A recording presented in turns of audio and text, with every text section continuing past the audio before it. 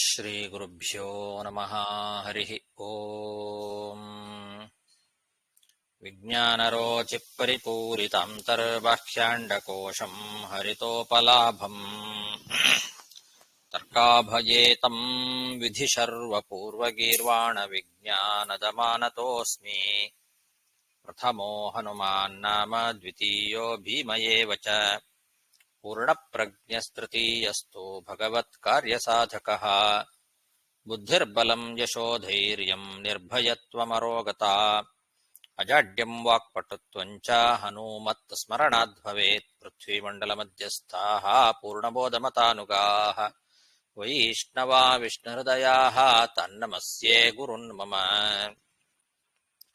ಜನ್ಮಾದ್ಯಸ್ಯ ಯತೋನ್ಮಯಾತ್ ಇತರತಶ್ಚಾರ್ಥೇಷ್ವಭಿಜ್ಞಸ್ವರಾಟ್ ತೇನೇ ಬ್ರಹ್ಮಹೃದಾಯ ಆದಿಕವಯೇ ಮುಖ್ಯಂತಿ M ಸೂರಯಃ. ತೇಜೋವಾರಿಮೃದಾಂ ಯಥಾ ವಿನಿಮಯೋ ಯತ್ರ ತ್ರಿಸರ್ಗೋ ಮೃಷಾ. ಧಾಮ್ನಾ ಸ್ವೇನ ಸದಾ ನಿರಸ್ತಕುಹಕಂ ಸತ್ಯಂ ಪರಂ ಧೀಮಹಿ.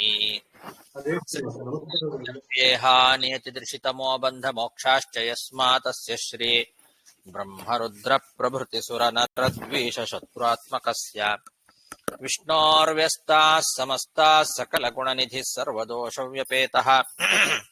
ಪೂರ್ಣಾನಂದೋ ವ್ಯಯೋ ಯೋ ಗುರುರಪಿ ಪರಮಃ ಚಿಂತಯೇತಂ ಮಹಾಂತಂ. ಯಂ ಪ್ರವ್ರಜन्तಮನುಪೇತಮಪೇತಕೃತ್ಯಂ ದ್ವೈಪಾಯನೋ ವಿರಹ ಕಾತರ ಆಜುಹಾವ. ಪುತ್ರೇತಿ ತನ್ಮಯತಯಾ ತರವೋಪಿ ನೇದುಃ तं ಸರ್ವಭೂತಹೃದಯಂ ಮುನಿಮಾನತೋಸ್ಮಿ. ಶ್ರೀ ಗುರುಭ್ಯೋ ನಮಃ. ಹರಿ ಓಂ. ಶ್ರೀಮದ್ಭಾಗವತದ ನವಮ ಸ್ಕಂಧದ 15ನೇ ಅಧ್ಯಾಯದಲ್ಲಿ 34ನೇ ಶ್ಲೋಕ. ಗರ್ಭಸಂಭವಮಾಸುರ್ಯಾ ಭರ್ತೃರ್ವಿಜ್ಞಾಯ ಭಾಮಿನಿ. ದೇವಯಾನಿ ಪಿತುರ್ಗೇಹಂ ಯಯೌ ಕ್ರೋಧ ವಿಮೂರ್ಛಿತಾ.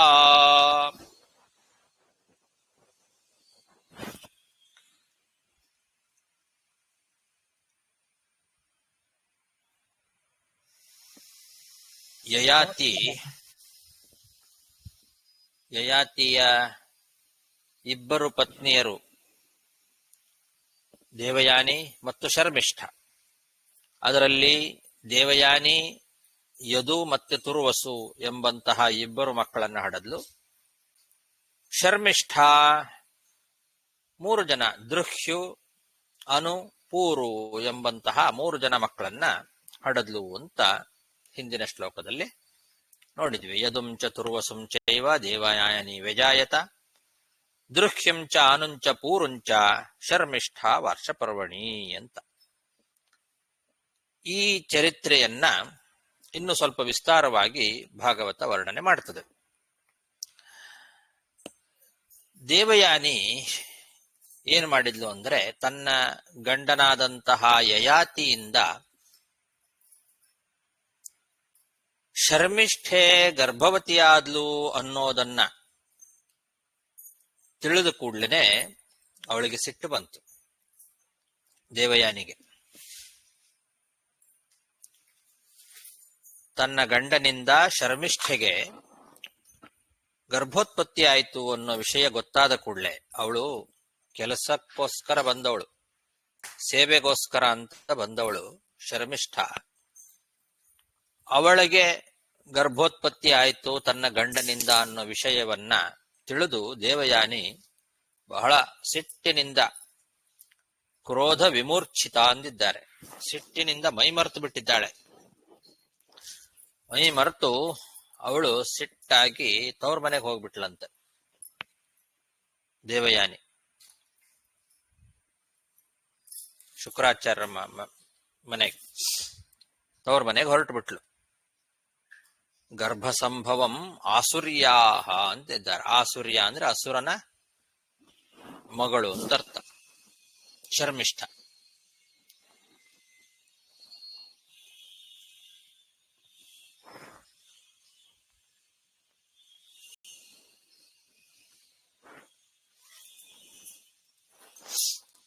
ಗರ್ಭಸಂಭವಮಾಸುರ್ಯಾ ಭರ್ತೃರ್ವಿಜ್ಞಾಯ ಭಾಮಿನಿ. ದೇವಯಾನಿ ಪಿತುರ್ಗೇಹಂ ಯಯೌ ಕ್ರೋಧ ವಿಮೂರ್ಛಿತ.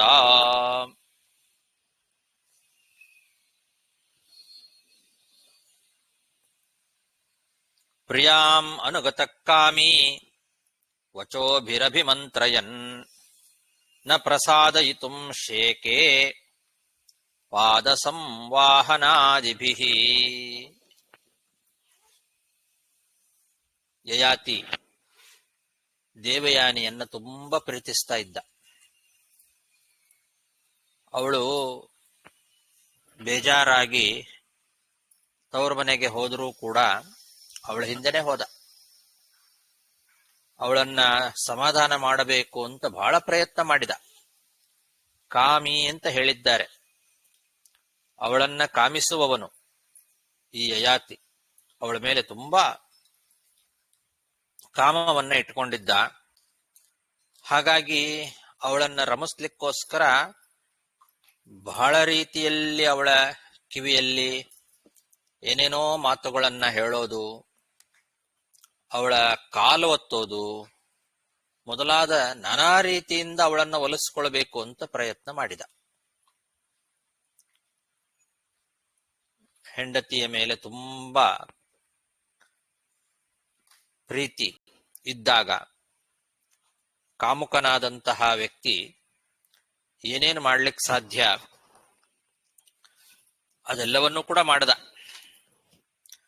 ಆದರೂ ನ ಪ್ರಸಾದಯಿತು ಶೇಕೆ, ಅವಳನ್ನ ಒಲಿಸ್ಕೊಳ್ಳಿಕ್ಕಾಗ್ಲಿಲ್ಲ ಅವನಿಗೆ.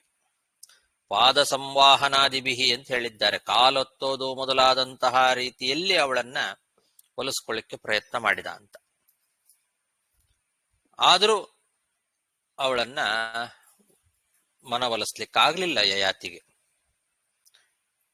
ಪ್ರಿಯಾಂ ಅನುಗತಃ ಕಾಮಿ ವಚೋಭಿರಭಿಮಂತ್ರಯನ್ ನ ಪ್ರಸಾದಯಿತುಂ ಶೇಕೆ ಪಾದ ಸಂವಾಹನಾದಿಭಿಃ.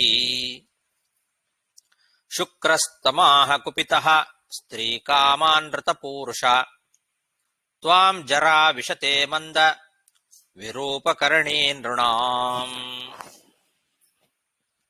ಶುಕ್ರಾಚಾರ್ಯರಿಗೂ ಕೋಪ ಬಂದ್ಬಿಡ್ತು ಯಯಾತಿಯ ಮೇಲೆ. ಅವರು ಬೈತಾ ಇದ್ದಾರೆ ಆ ಯಯಾತಿಗೆ, ನೀನು ಸ್ತ್ರೀಕಾಮ ಅನೃತ ಪುರುಷ ಅಂತೆಲ್ಲ ಬೈತಾರೆ.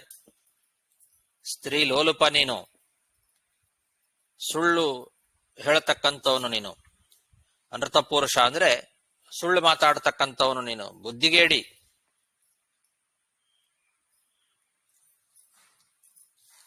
ಅಂತ ಹೇಳಿ ಶುಕ್ರಾಚಾರ್ಯ ಅವನಿಗೆ ಶಾಪ ಕೊಟ್ಟು ಬಿಡ್ತಾರೆ. ಏನ್ ಶಾಪ ಕೊಡ್ತಾರೆ ಅಂತಂದ್ರೆ, ನಿನಗೆ ಜರ ಬರ್ಲಿ ಅಂತ ಶಾಪ ಕೊಡ್ತಾರೆ. ಜರ ಅಂದ್ರೆ ಮುಪ್ಪು. ಅದು ಮನುಷ್ಯನ ರೂಪವನ್ನೇ ಕೆಡಿಸಿ ಬಿಡುವಂಥದ್ದು ಜರ. ವಿರೂಪಕರಣಿ ಎಂದಿದ್ದಾರೆ. ವಿರೂಪಕರಣಿ ಅಂದ್ರೆ ಮನುಷ್ಯನ ರೂಪವನ್ನ ಕೆಡಿಸಿ ಬಿಡುತ್ತದೆ, ಆ ಸೌಂದರ್ಯವನ್ನ ಕೆಡಿಸಿ ಹಾಳು ಮಾಡಿಬಿಡ್ತದೆ. ಶರೀರವನ್ನ ಜರ್ಜರಿತವನ್ನಾಗಿ ಮಾಡಿ ಆ ಶರೀರದ ಸೌಂದರ್ಯವನ್ನ ಹಾಳು ಮಾಡುತ್ತದೆ, ವಿರೂಪಗೊಳಿಸ್ತದೆ. ಅಂತಹದ್ದು ಅದು ಮುಪ್ಪು, ಮುದಿತನ. ಆ ಮುದಿತನ ನಿನಗೆ ಬರಲಿ, ನಿನ್ನ ಶರೀರವನ್ನ ಪ್ರವೇಶ ಮಾಡಿಬಿಡ್ಲಿ ಅಂತ ಶಾಪ ಕೊಡ್ತಾರೆ. ನೀನು ಕಾಮುಕ, ಸ್ತ್ರೀಲೋಲುಪ, ಸುಳ್ಳು ಮಾತಾಡ್ತಕ್ಕಂಥವನು, ನಿನಗೆ ಬುದ್ಧಿ ಇಲ್ಲ, ಹಾಗಾಗಿ ನಿನಗೆ ನಿನ್ನ ಶರೀರವನ್ನ ಆ ಜರ ಅಂತನ್ನೋದು ಆವರಿಸ್ಕೊಂಡು ಬಿಡ್ಲಿ ಅಂತ ಶಾಪ ಕೊಡ್ತಾರೆ ಶುಕ್ರಾಚಾರ್ಯರು ಯಯಾತಿ ರಾಜನಿಗೆ. ಶುಕ್ರಸ್ತಮಾಹ ಕುಪಿತಃ ಸ್ತ್ರೀ ಕಾಮಾನೃತ ಪೂರುಷ ತ್ವಾಂ ಜರಾ ವಿಶತೆ ಬಂದ ವಿರೂಪಕರಣೀ ನೃಣಾಂ. ಯಯಾತಿರುವಾಚ ಅತೃಪ್ತೋಸ್ಮ್ಯದ್ಯ ಕಾಮಾನಾಂ ಬ್ರಹ್ಮನ್ ದುಹಿತರಿಸ್ಮತೆ ವ್ಯತ್ಯಸ್ಯೈತಾಂ ಯಥಾ ಕಾಮಂ ವಯಸಾ ದೋಹಿ ದಾಸ್ಯತಿ. ಶುಕ್ರಾಚಾರ್ಯರು ಈ ರೀತಿ ಶಾಪ ಕೊಟ್ಟಾಗ ಯಯಾತಿ ಹೇಳ್ತಾನೆ, ಋಷಿಗಳೇ, ನಾನು ಇನ್ನೂ ಕಾಮಾತುರನಾಗಿದ್ದೇನೆ, ನನ್ನ ಮನಸ್ಸಿನ ಆಸೆಗಳು ಇನ್ನೂ ಪೂರೈಸಿಲ್ಲ, ನನಗೆ ಕಾಮದ ಇಚ್ಛೆ ಇನ್ನೂ ತೀರಿಲ್ಲ, ನನಗೆ ತೃಪ್ತಿ ಆಗಿಲ್ಲ, ನಿಮ್ಮ ಮಗಳ ಮೇಲೆ ನನಗಿನ್ನೂ ಕಾಮೇಚ್ಛೆ ಇದೆ. ಹಾಗಾಗಿ ನನಗೆ ಒಂದು ಅನುಗ್ರಹ ಮಾಡ್ರಿ ನೀವು. ನನ್ನ ಮಕ್ಕಳಿದ್ದಾರೆ, ಆ ನನ್ನ ಮಕ್ಕಳಲ್ಲಿ ಯಾರು ನನಗೆ ಯೌವನವನ್ನ ಕೊಡ್ತಾರೋ ಅವರ ಯೌವನದಿಂದ ನನ್ನ ಈ ಒಂದು ಮುಪ್ಪನ್ನ ವಿನಿಮಯ ಮಾಡ್ಕೊಳ್ತೇನೆ ಅಂತ, ಎಕ್ಸ್ಚೇಂಜ್ ಮಾಡ್ಕೊಳ್ಳೋದು. ನನ್ನ ಮುದಿತನವನ್ನ ನನ್ನ ಮಕ್ಕಳಲ್ಲಿ ಯಾರಿಗಾದರೂ ಒಬ್ಬರಿಗೆ ಕೊಡ್ತೇನೆ, ಅವರ ಯಾರಾದರೂ ಒಬ್ಬರು ಅವರ ಒಂದು ಯೌವನವನ್ನು ನನಗೆ ಕೊಡಬೇಕು. ಆ ರೀತಿ ವಿನಿಮಯ ಮಾಡಿಕೊಂಡು ನಾನು ಯಥೇಚ್ಛವಾಗಿ ಕಾಮಭೋಗವನ್ನು ಅನುಭವಿಸ್ತೇನೆ. ಆ ರೀತಿ ನನಗೆ ಅನುಗ್ರಹ ಮಾಡ್ರಿ ಅಂತ ಬೇಡ್ಕೊಂಡ ಯಯಾತಿ. ಅವನಿಗಷ್ಟು ಕಾಮೇಚ್ಛೆ ಇನ್ನೂ ಅವನಿಗೆ ತೃಪ್ತಿಯೇ ಆಗಿಲ್ಲ. ಹಾಗಾಗಿ ನನಗೆ ಆ ರೀತಿ ಅನುಗ್ರಹ ಮಾಡ್ರಿ ಅಂತ ಬೇಡ್ಕೊಳ್ತಾ ಇದ್ದಾನೆ. ನನ್ನ ಮಕ್ಕಳು 5 ಜನ ಮಕ್ಕಳಿದ್ದಾರೆ. ಆ 5 ಮಕ್ಕಳಲ್ಲಿ ಯಾರಾದರೂ ಒಬ್ರು ನನಗೆ ಅವರ ಯೌವನವನ್ನು ನನಗೆ ಕೊಡಬೇಕು, ನನ್ನ ಈ ಜರ ಮುಪ್ಪನ್ನು ಅವರು ತಗೊಳ್ಬೇಕು. ಆ ಒಂದು ಯೌವನ ಏನಿದೆ, ಅವರು ಕೊಟ್ಟಂತಹ ಯೌವನ, ಅದರಿಂದ ನಾನು ಯಥೇಚ್ಛವಾಗಿ ಕಾಮೋಪಭೋಗವನ್ನ ಅನುಭವಿಸಬೇಕು. ಆ ರೀತಿ ನನಗೆ ಅನುಗ್ರಹ ಮಾಡ್ರಿ ಅಂತ ಶುಕ್ರಾಚಾರ್ಯ ಹತ್ರ ಬೇಡ್ಕೊಳ್ತಾನೆ ಯಯಾತಿ. ಅತೃಪ್ತೋಸ್ಮ್ಯದ್ಯ ಕಾಮಾನಾಂ ಬ್ರಹ್ಮನ್ ದುಹಿತರಿಸ್ಮತೆ ವ್ಯತ್ಯಸ್ಯೈತಾಂ ಯಥಾ ಕಾಮಂ ವಯಸಾ ದೋಹಿ ದಾಸ್ಯತಿ. ಶ್ರೀ ಶುಕ ಉವಾಚ ಇತಿ ಲಬ್ಧವ್ಯವಸ್ಥಾನಃ ಪುತ್ರಂ ಜ್ಯೇಷ್ಠಂ ಅವೋಚತ ಯದೋ ತಾತ ಪ್ರತೀಚ್ಛೇ ಮಾಂ ಜರಾಂ ದೇಹಿ ನಿಜಂ ವಯಃ ಮಾತಾಮಹ ಕೃತಾಂ ವತ್ಸ ನ ತೃಪ್ತೋ ವಿಷಯೇಷ್ವಹಂ ವಯಸಾ ಭವದೀಯೇನ ರಂಸೆ ಕತಿಪಯಾಃ ಸಮಾಃ. ಶುಕ್ರಾಚಾರ್ಯರಿಗೆ ಈ ರೀತಿ ಬೇಡಿಕೊಂಡಾಗ ಅವರು ತಥಾಸ್ತು ಅಂದುಬಿಟ್ರು. ಹಾಗೆ ಆಗ್ಲಿ ಅಂತ ಹೇಳಿದ್ರು ಶುಕ್ರಾಚಾರ್ಯರು.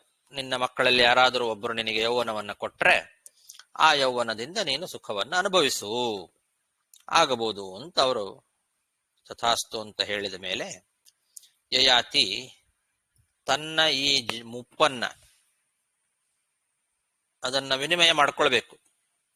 ಮಕ್ಕಳಲ್ಲಿ ಯಾರು ಕೊಡ್ತಾರೆ, ಯಾವ ಮಕ್ಕಳು ತನ್ನ ಯೌವನವನ್ನ ಕೊಡ್ತಾರೆ ಅಂತ ಹೋಗಿ ಮೊದಲು ಕೇಳ್ತಾನೆ.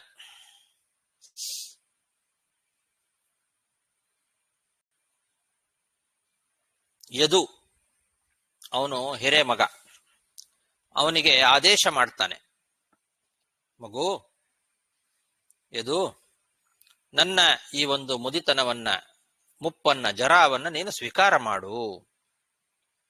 ಇದು ನಿನ್ನ ತಾಯಿಯ ತಂದೆ ಮಾಡಿದ್ದು ಕೆಲಸ ಅಂತ.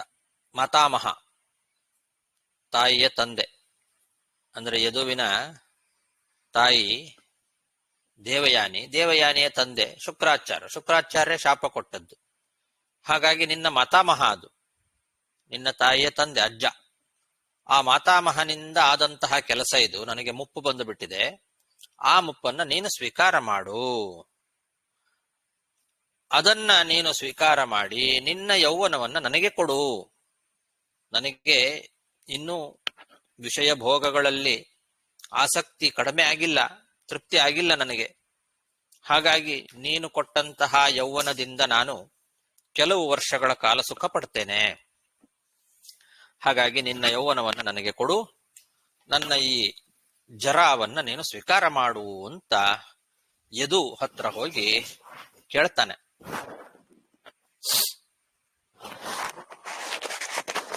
ಇದು ಮೇಲ್ನೋಟಕ್ಕೆ ಒಂಥರ ನಾಚಿಕೆ ಪಡುವಂತಹ ವಿಷಯ. ತಂದೆಯಾದವನು ತನ್ನ ಮಗನ ಹತ್ತಿರ ಹೋಗಿ ನಿನ್ನ ಯೌವನವನ್ನ ನನಗೆ ಕೊಡು, ನನ್ನ ಮುಪ್ಪನ್ನ ನೀನು ಸ್ವೀಕಾರ ಮಾಡು ಅಂತ, ಮುಪ್ಪಿನ ಬದಲು ಯೌವನವನ್ನ ಕೊಡು ಅಂತ ಕೇಳೋದು, ಮಗನ ಹತ್ರನೇ ಹೋಗಿ ಕೇಳೋದು ನಾಚಿಕೆಗೇಡು ಅಂತ ನಮಗನಿಸ್ಬೋದು. ಆದರೆ ಆವಾಗಿನ ಕಾಲದಲ್ಲಿ ಅದು ಎಂಥ ಕಾಲ ಅಂತಂದ್ರೆ ಮಕ್ಕಳನ್ನ ಮಾರಾಟ ಮಾಡಿಯೂ ಕೂಡ ಜೀವನವನ್ನ ಮಾಡಬಹುದಾಗಿತ್ತು. ಅಂಥದ್ದು ಹಿಂದೆ ನಡೆದಿದೆ, ನೋಡಿದೀವಿ ನಾವು. ಮಗ ಅದನ್ನ ವಿರೋಧ ಮಾಡೋ ಹಾಗಿರ್ಲಿಲ್ಲ. ಮಗನನ್ನ ಮಾರಾಟ ಮಾಡ್ತೇನೆ ಅಂತಂದ್ರೂ ಕೂಡ ಮಗ ಅದನ್ನ ವಿರೋಧ ಮಾಡೋ ಹಾಗೆ ಇರ್ಲಿಲ್ಲ ಆ ಕಾಲ. ಯಾಕೆಂದ್ರೆ ತಂದೆ ಏನ್ ಹೇಳ್ತಾನೋ ಅದನ್ನ ಪರಿಪಾಲನೆ ಮಾಡಬೇಕಾದದ್ದು ಮಗನ ಧರ್ಮ. ಜೀವತೋ ವಾಕ್ಯಕರಣಾತ್ ಪ್ರತ್ಯಬ್ಧಂ ಭೂರಿಭೋಜನಾತ್ ಗಯಾಯಾಮ್ ಪಿಂಡದಾನಾಚ್ಚ ಪಿತುಃ ಪುತ್ರಸ್ಯ ಪುತ್ರತಾ ಅಂತ ಒಂದು ಮಾತಿದೆ. ಹಾಗಾಗಿ ತಂದೆ ಇರುವಾಗ ತಂದೆಯ ಮಾತನ್ನ ನಡೆಸಬೇಕು. ತಂದೆ ಹೇಳಿದ ಮಾತಿಗೆ ಒಂದು ಸ್ವಲ್ಪನೂ ವಿರೋಧ ಮಾಡಬಾರದು. ಪಿತೃವಾಕ್ಯ ಪರಿಪಾಲನೆ ಅಂತನ್ನೋದು ಒಂದು ಭಾರಿ ದೊಡ್ಡ ಧರ್ಮ. ಅದನ್ನ ಎಲ್ಲ ಮಕ್ಕಳು ಪರಿಪಾಲನೆ ಮಾಡ್ತಾ ಇದ್ರು ಆಲ್ಮೋಸ್ಟ್ ಆಗಿನ ಕಾಲದಲ್ಲಿ. ತಂದೆಯ ಮಾತನ್ನ ಕೇಳಿದರೆ ಮಾತ್ರ ಅವನ ಮಗ ಅಂತ ಕರೆಸ್ಕೊಳ್ತಾನೆ. ಅಂಥ ಕಾಲ ಅದು.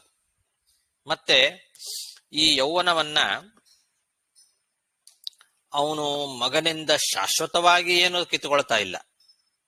ಕೆಲವು ವರ್ಷಗಳ ಕಾಲ ಅಂತಾನೆ ಹೇಳ್ತಾನ ಅವನು. ನಾನು ರಂಸೆ ಕತಿಪಯಾಸಮಾಹ ಅಂತಾನೆ. ಕೆಲವು ವರ್ಷಗಳ ಕಾಲ ನಾನು ತೃಪ್ತಿಯನ್ನ ಪಡ್ಕೊಳ್ಳಿಕ್ಕೋಸ್ಕರ ನನಗೆ ಆ ಯೌವನ ಬೇಕು, ನನಗಿನ್ನೂ ತೃಪ್ತಿ ಆಗಿಲ್ಲ, ಸ್ವಲ್ಪ ವರ್ಷ ನಾನು ಸುಖ ಅನುಭವಿಸ್ತೇನೆ, ಆಮೇಲೆ ನಿನಗೆ ಅದನ್ನು ವಾಪಸ್ ಕೊಟ್ಬಿಡ್ತೇನೆ ಅಂತಾನೆ.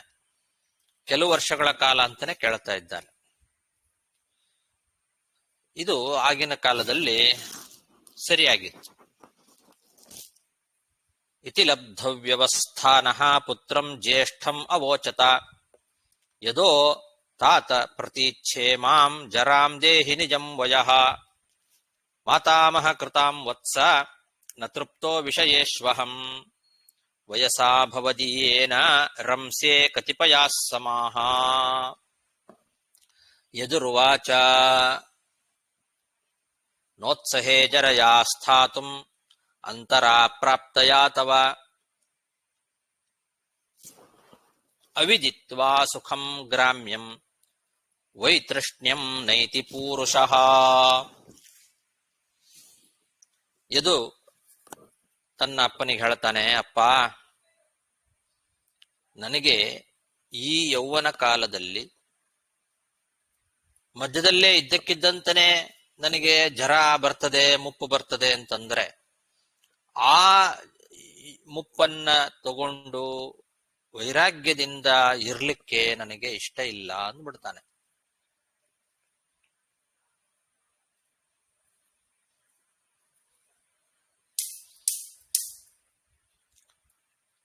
ಒಬ್ಬ ಮನುಷ್ಯನಿಗೆ ಸ್ತ್ರೀ ಸುಖವನ್ನ ಅನುಭವಿಸದೆ ನಿಜವಾದ ವೈರಾಗ್ಯ ಬರೋದಿಲ್ಲ ಅಂತ ಹೇಳ್ತಾನೆ. ಸ್ತ್ರೀ ಸುಖವನ್ನ ಅನುಭವಿಸಿದ ಮೇಲೆ ಆಮೇಲೆ ಇದು ಸರಿ ಇಲ್ಲ ಅಂತ ವೈರಾಗ್ಯ ಬರಬೇಕು. ಅದು ನಿಜವಾದ ವೈರಾಗ್ಯ. ಸ್ತ್ರೀ ಸುಖವನ್ನ ಅನುಭವದಿಂದ ಕಾಣದೇ ಇರುವಂತಹ ಮನುಷ್ಯನ ವೈರಾಗ್ಯ ಅದು ನಿಜವಾದ ವೈರಾಗ್ಯ ಅಲ್ಲ.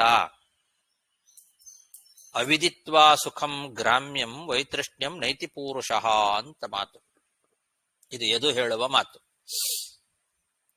ನಿಜವಾಗ್ಲೂ ಈ ವಾದ ಸರಿಯಲ್ಲ. ಯದು ಹೇಳುವ ಈ ಮಾತು ಶಾಸ್ತ್ರಗಳಲ್ಲಿ ಅನೇಕ ಕಡೆಯಲ್ಲಿ ಹಾಗೆ ಬರ್ತದೆ. ವಿಷಯ ಪದಾರ್ಥಗಳ ಭೋಗಗಳನ್ನು ಅನುಭವಿಸಿ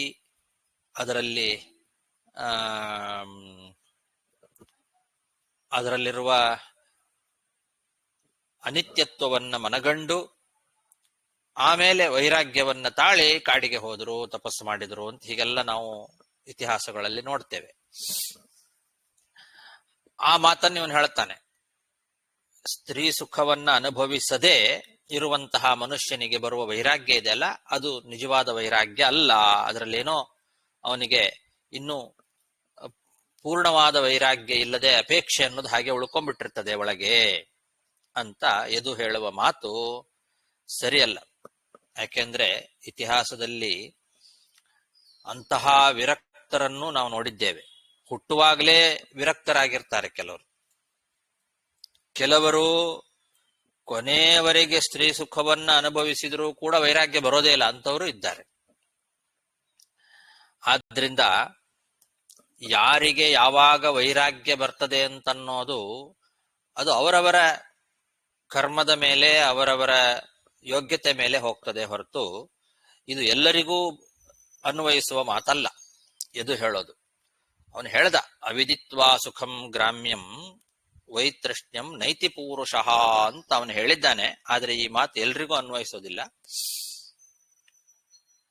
ಅವನಿಗೆ ಹಾಗನ್ನಿಸ್ತು, ನಾನು ವಿಷಯ ಪದಾರ್ಥಗಳ ಸುಖವನ್ನ ಅನುಭವಿಸದೆ ವೈರಾಗ್ಯವನ್ನ ಪಡ್ಕೊಂಡ್ರೆ ಅದು ನಿಜವಾದ ವೈರಾಗ್ಯ ಅಲ್ಲ ಅಂತ ಅವನಿಗನ್ನಿಸ್ತು.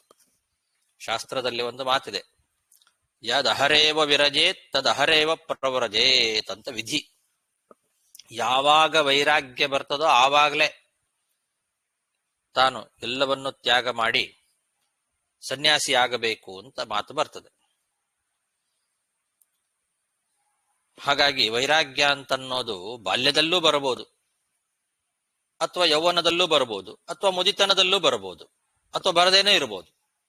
ಕೆಲವರಿಗೆ ಕೊನೆ ತನಕನೂ ವೈರಾಗ್ಯ ಬರೋದಿಲ್ಲ. ಕೊನೆ ಕಾಲದವರೆಗೆ ಸುಖ ಅನುಭವಿಸ್ತಾ ಇದ್ರು, ಸ್ತ್ರೀ ಸುಖವನ್ನು ಅನುಭವಿಸಿದ್ರು, ಅವರಿಗೆ ವೈರಾಗ್ಯ ಬರೋದಿಲ್ಲ.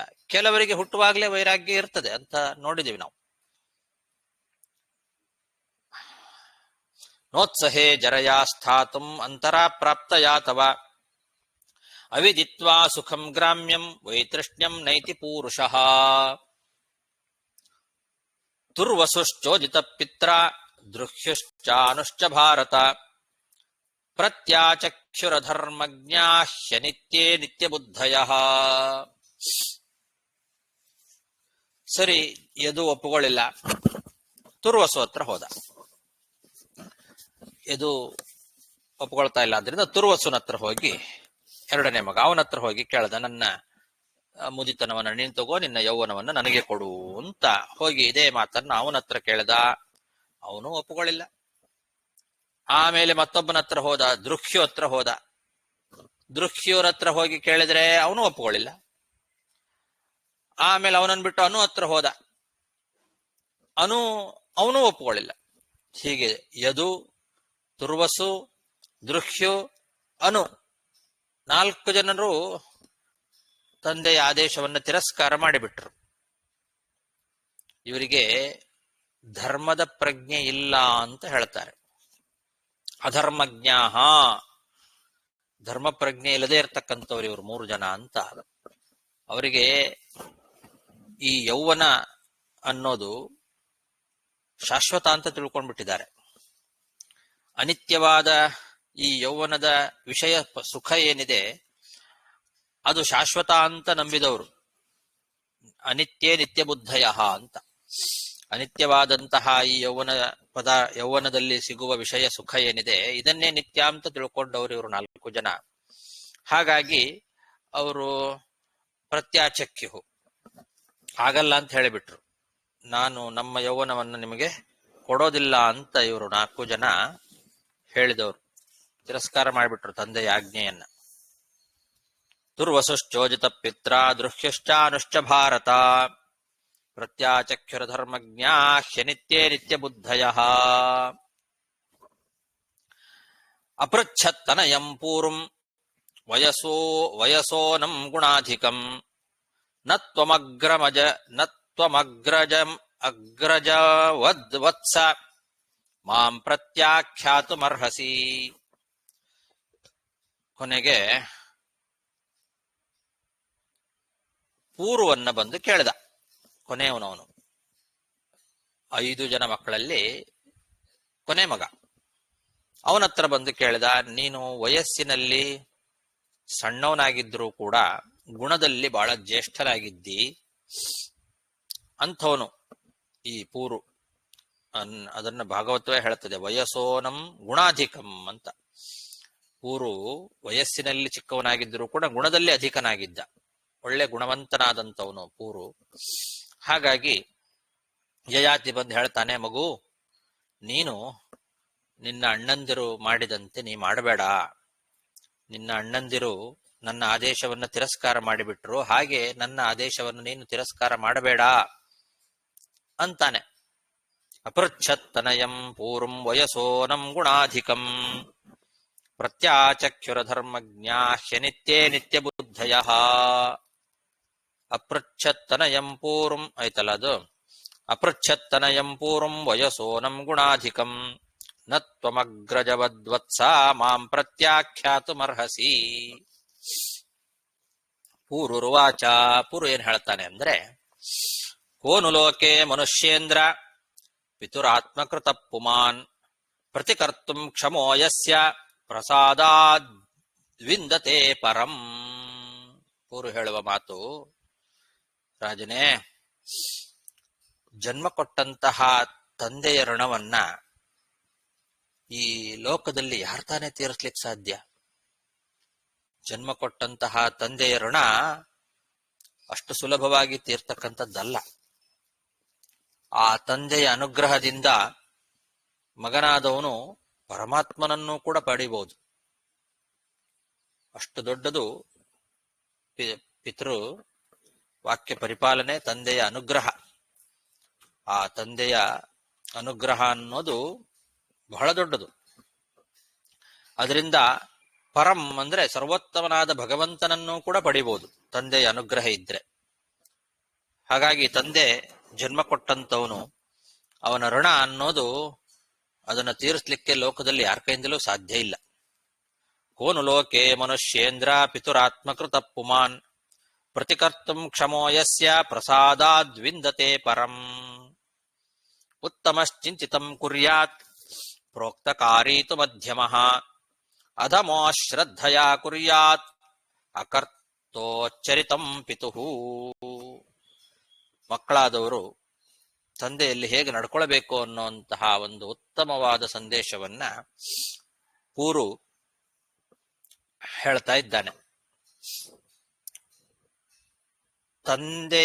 ಮನಸ್ಸಿನಲ್ಲಿ ಏನಿದೆ ಅನ್ನೋದನ್ನ ತಾನೇ ತಿಳ್ಕೊಂಡು ಅದನ್ನ ನಡೆಸಿಕೊಡಬೇಕು. ಅವನೇ ನಿಜವಾದ ಶ್ರೇಷ್ಠ ಮಗ ಅಂತ ಕರೆಸ್ಕೊಳ್ತಾನೆ. ಅವನು ಹೇಳಲಿ ಅಂತ ಕಾಯಬಾರ್ದು. ಅಪ್ಪನ ಮನಸ್ಸಿನಲ್ಲಿ ಏನಿದೆ ಅನ್ನೋದನ್ನ ಮಕ್ಕಳಾದವರು ತಿಳ್ಕೊಳ್ಬೇಕು. ಎಲ್ಲಾ ಅಪ್ಪ ಅಮ್ಮಂದಿರು ಕೂಡ ಹೇಳೋದಿಲ್ಲ ಮಕ್ಕಳಿಗೆ.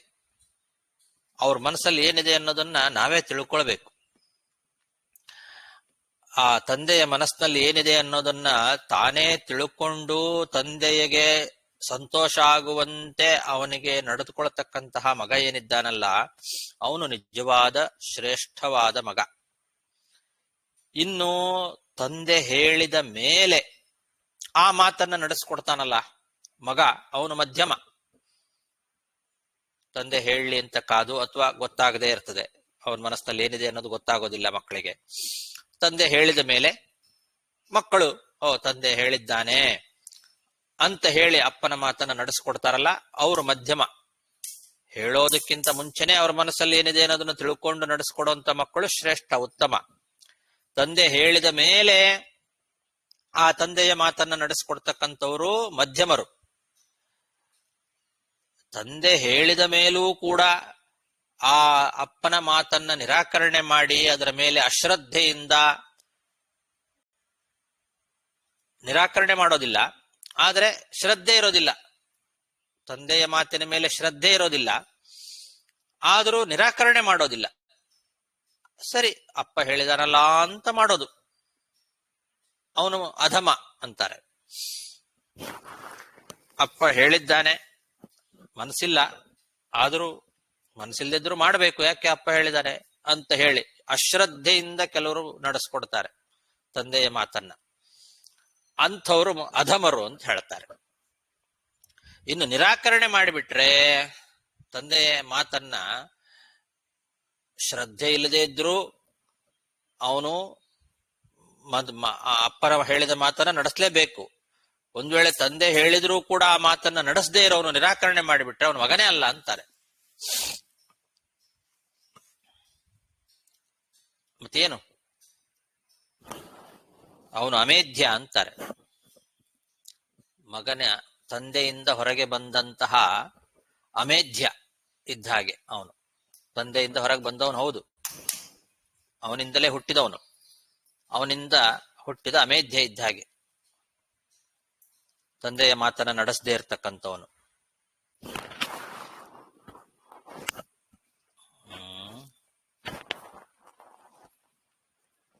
ಉಚ್ಚರಿತಂ ಅಂತಿದೆ.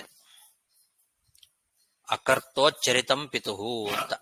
ಅಕರ್ತ ಅಂದ್ರೆ ಮಾತನ್ನ ನಡೆಸದೇ ಇರೋನು, ತಂದೆಯ ಮಾತನ್ನ ನಡೆಸದೇ ಇರ್ತಕ್ಕಂಥವನಿದ್ದಾನಲ್ಲ ಅವನು ಉಚ್ಚರಿತ ಅಂತ. ಉಚ್ಚರಿತ ಅನ್ನೋ ಶಬ್ದಕ್ಕೆ ಅಮೇಧ್ಯ ಅಂತ ಅರ್ಥ. ವಿಜಯಧ್ವಜರು ಉಚ್ಚರಿತಂ ಪುರೀಶ ರೂಪ ಅಂತ ಬರೆದಿದ್ದಾರೆ.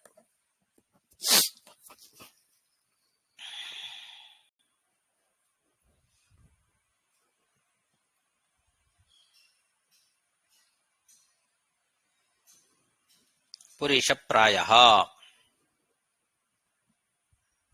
ಹಾಗಾಗಿ ತಂದೆಯಾದವರು ಏನು ಹೇಳ್ತಾರೋ ಅದನ್ನ ನಿರಾಕರಣೆ ಮಾಡಬಾರದು.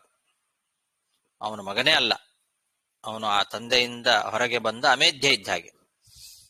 ತಂದೆ ಹೇಳಿದ್ದನ್ನ ಶ್ರದ್ಧೆ ಇಲ್ಲದೇ ಇದ್ರೂ ಕೂಡ ಅಪ್ಪನ ಮಾತು ಅಂತ ನಡೆಸ್ತಕ್ಕಂಥವ್ರು ಯಾರಿದ್ದಾರೆ ಅಂಥವ್ರು ಅಧಮರು.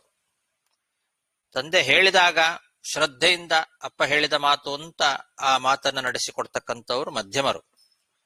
ತಂದೆ ಹೇಳದೇ ಇದ್ರೂ ಕೂಡ ಅವರ ಮನಸ್ಸಿನಲ್ಲಿ ಏನಿದೆ ಅನ್ನೋದನ್ನ ತಾನೇ ತಿಳ್ಕೊಂಡು ಅವರ ಮನಸ್ಸಿನಂತೆ ಅವರಿಗೆ ಸಂತೋಷ ಆಗುವ ಹಾಗೆ ನಡೆಸಿಕೊಡುವಂತಹ ಮಗನೇ ಶ್ರೇಷ್ಠವಾದ ಮಗ. ಉತ್ತಮಶ್ಚಿಂತಿತಂ ಕುರ್ಯಾತ್ ಪ್ರೋಕ್ತಕಾರೀತು ಮಧ್ಯಮಃ ಅಧಮೋ ಶ್ರದ್ಧಯಾ ಕುರ್ಯಾತ್ ಅಕರ್ತೋಚ್ಚರಿತಂ ಪಿತುಃ ಇತಿ ಪ್ರಮುದಿತ ಪೂರುಃ ಪ್ರತ್ಯಗೃಹ್ಣಾಜ್ಜರಾಂ ಪಿತುಃ ಸೋಪಿ ತದ್ವಯಸಾ ಕಾಮಾನ್ ಯಥಾವಜ್ಜುಜುಷೇ ನೃಪಃ. ಈ ರೀತಿ ಹೇಳಿ ಪೂರು ಏನ್ ಮಾಡಿದ, ಆ ಯಯಾತಿಯ ತಂದೆಯ ಜರ ಸ್ವೀಕಾರ ಮಾಡಿದ. ತನ್ನ ಯೌವನವನ್ನು ಅವನಿಗೆ ಕೊಟ್ಟ. ತನ್ನ ಯೌವನದಿಂದ ಯಥೇಚ್ಛವಾಗಿ ಸುಖವನ್ನ ಅನುಭವಿಸು ನೀನು ಅಂತ ಹೇಳ್ದ.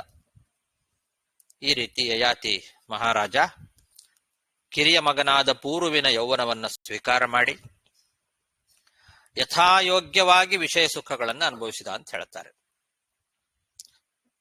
ಅವನಿಗೆ ಯಥಾವತ್ ಅಂತ ಶಬ್ದ ಇದೆ ಅಲ್ಲಿ. ಅವನಿಗೆ ಆ ಯಾರು ದೇವಯಾನಿ, ಆ ದೇವಯಾನಿಯ ಮೇಲೆ ತುಂಬಾ ಪ್ರೀತಿ ಅವನಿಗೆ. ಅವಳನ್ನ ನಾನಿನ್ನೂ ಕಾಮಿಸ್ಬೇಕು ಅಂತ ಅಪೇಕ್ಷೆ ಇತ್ತು ಅಷ್ಟೆ. ಹಾಗಾಗಿ ಅವನು ಈ ಯೌವನವನ್ನ ಬೇಡಿದ್ದು. ಹಾಗಾಗಿ ಯಥಾಯೋಗ್ಯವಾಗಿ ವಿಷಯ ಸುಖಗಳನ್ನ ಅವನು ಅನುಭವಿಸಿದ.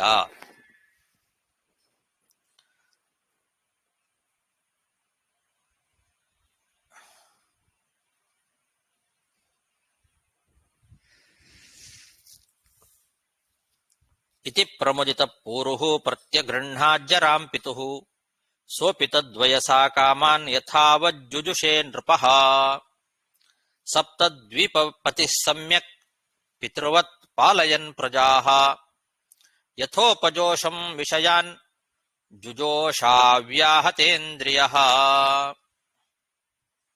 ಯಯಾತಿ ಮಹಾರಾಜ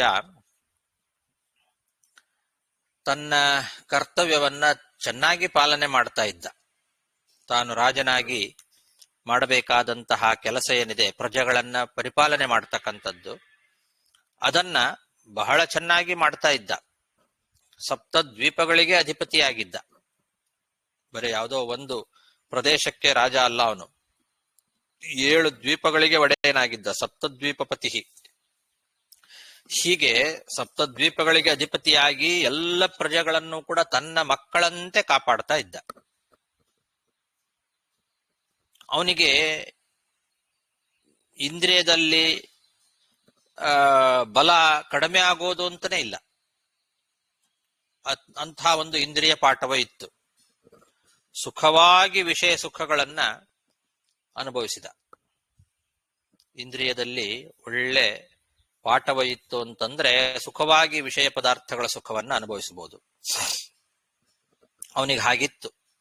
ಅವ್ಯಾಹತೇಂದ್ರಿಯ ಅಂತ, ಇಂದ್ರಿಯ ವ್ಯಾಹತವಾಗಿರಲಿಲ್ಲ ಅವನಿಗೆ, ಅವ್ಯಾಹತವಾದ ಇಂದ್ರಿಯ. ಯೌವನವನ್ನ ಹೊರದಿಂದ ಪಡ್ಕೊಂಡವನವನು. ಹಾಗಾಗಿ ವಯಸ್ಸಾದರೂ ಕೂಡ ಅವನಿಗೆ ಇಂದ್ರಿಯದಲ್ಲಿ ಪಾಠವ ಅನ್ನೋದು ಬಹಳ ಚೆನ್ನಾಗಿತ್ತು.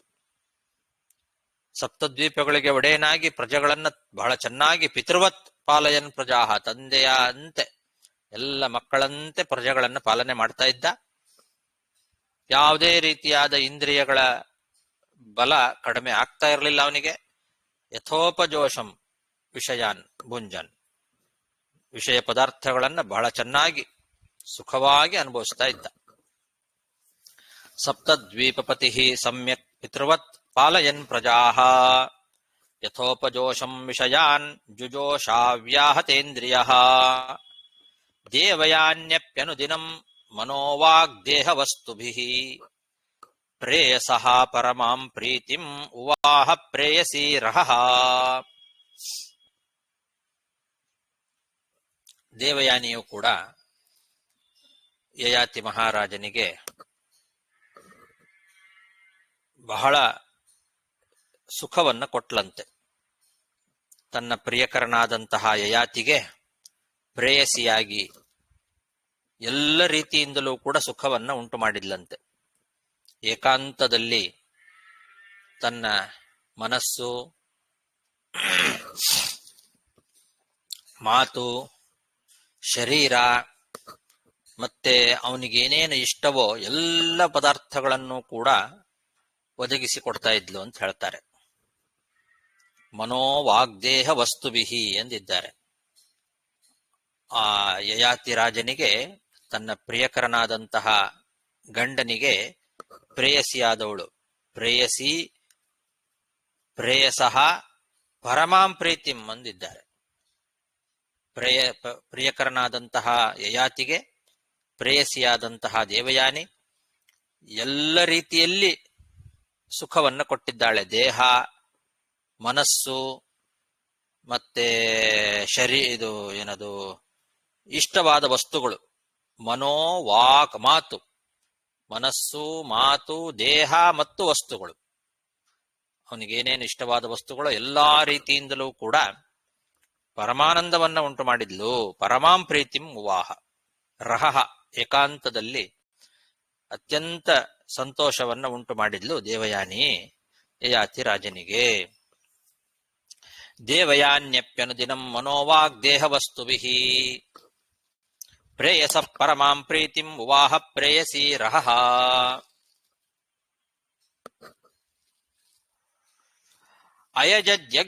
ಯಜ್ಞಪುರುಷಂ ಕ್ರತುಭಿರ್ಭೂರಿ ದಕ್ಷಿಣೈಃ ಸರ್ವದೇವಮಯಂ ದೇವಂ ಸರ್ವವೇದಮಯಂ ಹರಿಂ. ಈ ಯಯಾತಿ ಮಹಾರಾಜ ರಾಜರು ಮಾಡಬೇಕಾದಂತಹ ಕರ್ತವ್ಯಗಳನ್ನ ಬಹಳ ಚೆನ್ನಾಗಿ ಮಾಡ್ತಾ ಇದ್ದ. ಅನೇಕ ಯಜ್ಞಗಳನ್ನ ಮಾಡಿದ. ದೇವದೇವೋತ್ತಮನಾದ ಸರ್ವೋತ್ತಮನಾದ ಶ್ರೀಹರಿಯನ್ನ ಅನೇಕ ಯಜ್ಞಗಳಿಂದ ಆರಾಧನೆ ಮಾಡಿದ್ದಂತೆ. ಭೂರಿದಕ್ಷಿಣ ಯಜ್ಞಗಳು, ಒಂದೊಂದು ಯಜ್ಞದಲ್ಲಿಯೂ ಕೂಡ ಬ್ರಾಹ್ಮಣರಿಗೆ ಭೂರಿ ದಕ್ಷಿಣೆಯನ್ನ ಕೊಡ್ತಾ ಇದ್ದ. ಆ ರೀತಿ ಭೂರಿ ದಕ್ಷಿಣೆಗಳಿಂದ ಕೂಡಿದ ಅನೇಕ ಯಜ್ಞಗಳಿಂದ ಸರ್ವ ದೇವೋತ್ತಮನಾದ ವೇದವೇದ್ಯನಾದ ಯಜ್ಞ ಭೋಕ್ತೃವಾಗಿರ್ತಕ್ಕಂತಹ ಶ್ರೀಹರಿಯನ್ನ ಆರಾಧನೆ ಮಾಡಿದ. ಅಯಜದ್ಯಜ್ಞ ಪುರುಷಂ ಕ್ರತುಭಿರ್ಭೂರಿ ದಕ್ಷಿಣೈಃ ಸರ್ವದೇವಮಯಂ ದೇವಂ ಸರ್ವವೇದಮಯಂ ಹರಿಂ.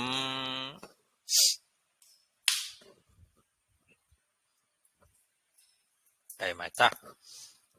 ಯಜ್ಞ ಕಾಲದಲ್ಲಿ ಅವನ ಅನುಸಂಧಾನ ಹೇಗಿತ್ತು ಅಂತ ಅನ್ನೋದನ್ನ ಮುಂದೆ ಹೇಳ್ತಾರೆ.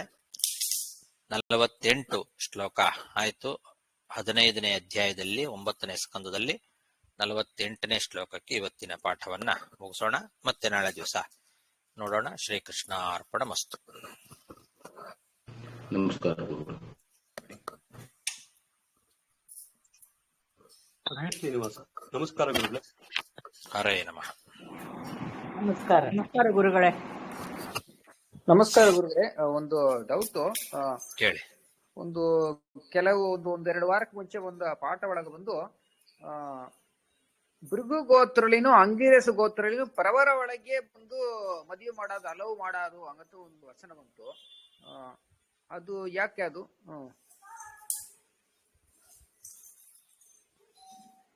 ಏನ್ ಬಂತು? ಒಂದು ಗೋತ್ರರಲ್ಲಿ ಆ ಪರವರ ಒಳಗೆ ಬಂದು ಮದುವೆ ಮಾಡಿಕೆಂಬ ಸಂಪ್ರದಾಯ ಇಲ್ಲ. ಬಟ್ ಭೃಗು ಗೋತ್ರದಲ್ಲಿನೂ ಅಂಗಿರಸ ಗೋತ್ರದಲ್ಲಿ ಅಂತವ್ರು ಬಂದು ಪರವರೊಳಗೆ ಮದುವೆ ಮಾಡೋದು ಬಂದು ಅಲೌಡು ಹಂಗಮ್ಮ ಮಾರಿ ಬಂತು. ಹೌದು, ತುಂಬಾ ದೊಡ್ಡದು ಅಂತ. ತುಂಬಾ ದೊಡ್ಡ ವಂಶ ಅದು. ಹಾಗಾಗಿ ಅದರಲ್ಲಿ ಪ್ರವರ ಬಿಟ್ಟರು ಕೂಡ ಮದುವೆ ಮಾಡ್ಕೊಳ್ಬಹುದು. ಬಟ್ ಅಂದ್ರೆ ಅವ್ರಿಗೆ ಅದೇ ಒಂದು ಸಗೋತ್ರ ಔಡುತ್ತಾರಲ್ವಾ ಚೋಲ? ಇಲ್ಲ, ಆಗಲ್ಲ ಅಂತ. ಅದೇ ಆಗೋದಿಲ್ಲ ಅಂತ ಅದು. ಸರಿ. ಉಳಿದ ಗೋತ್ರದ ಹಾಗೆ ಅಲ್ಲ ಅದು. ಅಲ್ಲಿ ಅದರಲ್ಲಿ ಮಾತ್ರ ಒಂದು ಸ್ಪೆಷಲ್ ಅಂತ. ಅದು ಶಾಸ್ತ್ರನೇ ಅಲೋ ಮಾಡಿದೆ. ಅದು ಆತರ ತುಂಬಾ ದೊಡ್ಡ ವಂಶ ಆದ್ರಿಂದ ಅದನ್ನ ಅಲೋ ಮಾಡಿದೆ. ವಿಧಿ ಹೇಗಿದೆ ಆಗ ನಡ್ಕೊಳ್ಬೇಕಷ್ಟೇ ನಾವು. ಸರಿ ಸರಿ, ನಮಸ್ಕಾರ. ಹರಯ್ಯ ನಮಃ.